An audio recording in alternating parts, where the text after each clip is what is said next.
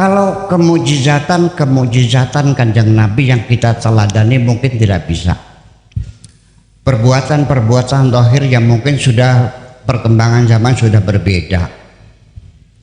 Tetapi yang bersifat universal adalah hal-hal yang menyangkut spiritual. Itu yang kita warisi. Makanya ini beda mukjizat Kanjeng Nabi Muhammad dengan mukjizatnya nabi-nabi yang dahulu. Saya ke Romawi, karena saya ada tujuan studi juga. Saya lagi mempelajari dialog teater di sana. Ada teater, saya bidang teater. Jadi keluar masuk ke teater. Kita melihat kolisium, ya, diantarkan oleh guide-nya. Ini tempat gladiator, manusia diadu dengan macan. Ini tempat raja mandi, ini permaisuri dandan, ini lapangan olahraga. Terus ya sudah apa manfaatnya? Ya nggak ada. Nabi Musa pernah membelah lautan, terus apa manfaatnya? Ya sudah, hanya tinggal cerita. Nabi Isa pernah menghidupkan orang mati, terus ya sudah, selesai bercerita.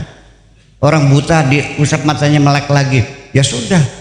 Tapi mukjizat Nabi sampai sekarang masih hadir dan masih bisa kita manfaatkan untuk membangun kebahagiaan hidup ini. Betul nggak?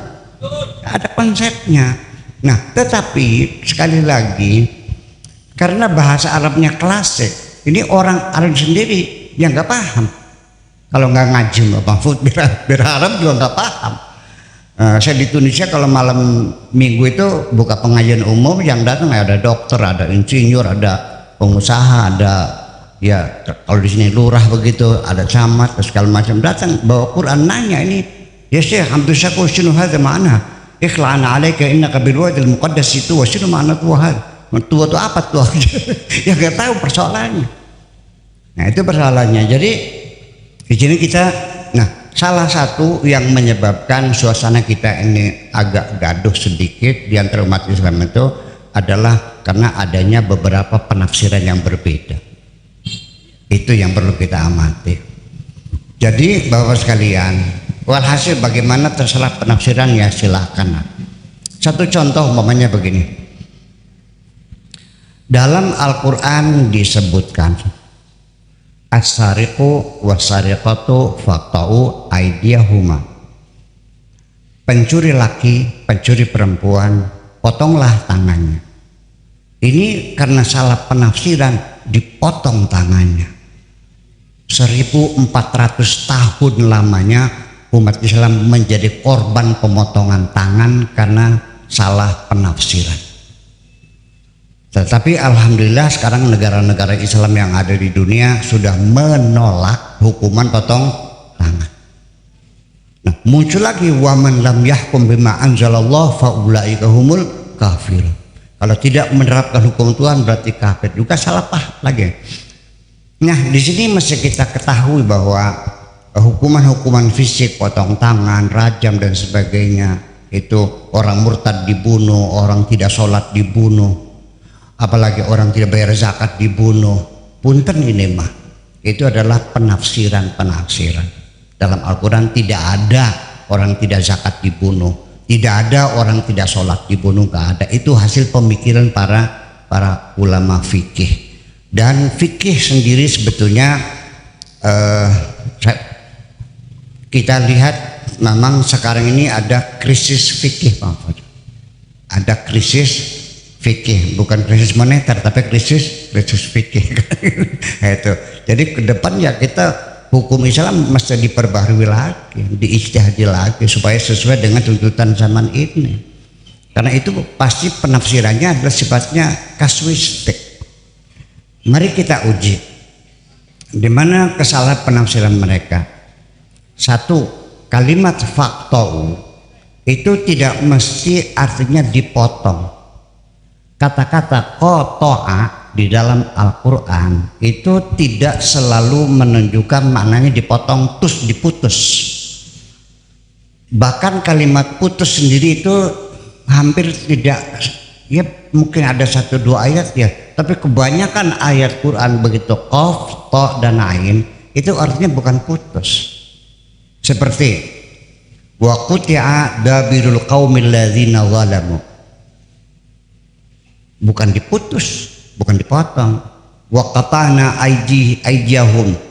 Kan kami potong, bukan dipotong tapi artinya dicegah, bukan dipotong. Kemudian yaqta'una tariqa, itu bukan motong jalan dipotong-potong tapi menutup jalan, tidak boleh lewat. Kemudian lagi wa yuqatti'una al-arham, itu bukan motong-motong rahim tapi memutuskan hubungan persaudaraan. Kemudian lagi di surat Yusuf, ketika perempuan-perempuan dari Mesir itu melihat Yusuf lewat di hadapan mereka, buah yang sedang mereka kupas terjatuh. Mereka terkagum-kagum melihat gantengnya Nabi Yusuf, kayak saya gini nih. Buyon melongo semua. Falamma ra'ainahu akbarnahu wa qatta'na aydiyahunna, bukan dipotong-potong. Pisaunya sedang mengupas buah apelnya jatuh, wa qatta'na aydiyahunna, dipotong atau tersayat. Nah itu dia persoalannya. Itu satu, mereka gegabah. Ya udahlah, semoga Allah mengampuni kita semuanya itu. Tapi korban sudah lewat kan? Berapa banyak tangan yang dipotong? Kemudian kita tanya lagi, tangan. Mana yang dimaksud tangan? Definisikan tangan yang jelas. Potonglah tangannya sampai sikut. Mungkin. Sampai pundak. Mungkin. Sampai sikut. Mungkin. Pergelangan. Mungkin. Ruas jeriji. Mungkin. Karena tangan itu dari ujung jeriji sampai pundak. Ini tangan semuanya. Namanya pundak. Wahada adudun, wahada birfakun, wahada sa'idun, wahada ma'samun, wahada kafun, wahadihi anamilu. Ini semuanya adalah hiat tangan. Jadi dipotong sampai pergelangan sini, hasil apa? Hasil ijtihad. Kemudian lagi, berapa jumlah nilai yang dicuri sehingga perlu dipotong tangannya? Apa mencuri 5.000 dipotong tangannya? Itu pun hasil ulama tidak sepakat antara mazhab besar Syafi'iyah, Hanafi, Maliki, Hambali. Ada yang bilang 10 dirham, ada 100 dirham, 200 dirham, 1000 dirham. Berarti enggak salah. Itu hasil ijtihad. Nah, kita teruskan. ID itu biar ya. Kita ngaji pesantren dulu. Ini khusus buat Pak Mahfud. ID itu adalah jamak dari yadun. Singularnya yadun, pluralnya ID. Kata ID ini unik sekali, bahwa yadun itu tidak selalu tangan, malah sering digunakan sebagai bentuk kekuasaan. Yadullah fawqa aydihim. Seperti Margaret Thatcher itu Perdana Menteri yang bertangan besi. Ya, the Iron Lady yang bertangan besi. Artinya kekuasaan, dan itu satu. Kemudian yadun itu jamaknya adalah ID. Oke. Jadi kalau ID itu berapa tangannya? Kalau yadun 1, kalau 2 yadani, kalau 3 ID. ID ini juga maknanya berubah. Ditambah lagi setelah ID jamak dijamakkan lagi, namanya jam'ul jamai. Di dunia nggak ada bahasa yang jamak dijamakan lagi kecuali Arab. Namanya kodenya dalam dunia perkamusan jim, artinya jamul jamai. Jadi jamak dari ID menjadi ayadi. Itu artinya sudah kedermawanan, berbeda lagi. Oke, berarti kalau yadun 1, kalau ID berarti jamak. Kalau jamak itu berapa? 3 ke atas. Kalau 2 namanya musanna, betul nggak? Kedua yadani. Nah ini tangannya berarti banyak kan? Sekarang saya nanya, as-sariqu tangannya apa? Pencuri laki berapa tangannya? 2. Yang dipotong 1 itu dua-duanya. 1. Berarti 1. Wasariqatu pencuri perempuan. Berapa tangan pencuri perempuan? 2, kanan dan kiri. Yang dipotong dua-duanya pas satunya aja. Nah, berarti ada berapa tangan yang dipotong? 1 tangan laki-laki. Kenapa tidak yadani kok ID?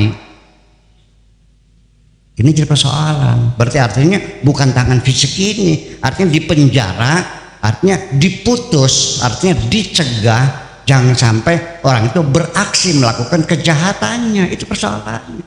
Bayangkan korbannya sudah 1400 abad yang lalu. Nah ini kan krisis fikih dari dulu, karena dulu itu kita mesti tahu bahwa para fuqaha itu dalam menyusun mengkodifikasi hukum Islam itu by order penguasa. Ya sampai sekarang juga punten ya, para ulama kan di ketiaknya penguasa. Betul nggak? Punten ini mah yang tersinggung. Iya. Ya seperti itu sampai sekarang. Satu contoh lagi, bahwa supaya nanti kita jangan salah paham menafsirkan Kanjeng Nabi meninggalkan peradaban yang tidak manusiawi, supaya jangan sampai ada praduga buruk kepada Kanjeng Nabi, apalagi menjelek-jelekan Kanjeng Nabi, nanti lo dilaporin Barreskrim lo. Iya kan gitu, jangan sampai ada kesan Nabi meninggalkan peradaban yang tidak manusiawi. Bahwa pada akhirnya kita lihat di Al-Quran, yuk kita buka Al-Quran. Aqimus shalah tidak dijelaskan berapa rakaat, tidak dijelaskan berapa sholatnya, tidak dijelaskan waktunya, tidak dijelaskan bagaimana rukuk, bagaimana, dicawain aja aqimus shalah, aqimus shalah. Udah. Di dalam ayat Al-Quran yang paling banyak kalimat yang berulang-ulang adalah wa anfiqu, infak. Makanya wa mimma razaqnahum yunfiqun. Nah ini TV ini namanya TV wa mimma, itu dari doa apa istighosah kita, wa mimma razaqnahum yunfiqun, makanya TV-nya TV wa mimma. Nah setiap lembaran, mangga silakan Pak Mahfud lihat di Quran, itu tiap lembar wa anfiqu tahun au karha, wa anfiqu mimma apa namanya, wa yaktubuna mimma atahumullah, disembunyikan wala yunfiquna fisabilillah, selalu infak berulang-ulang.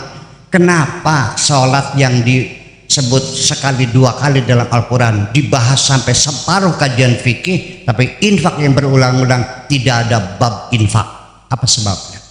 Nah, ini kita mesti kritis dia.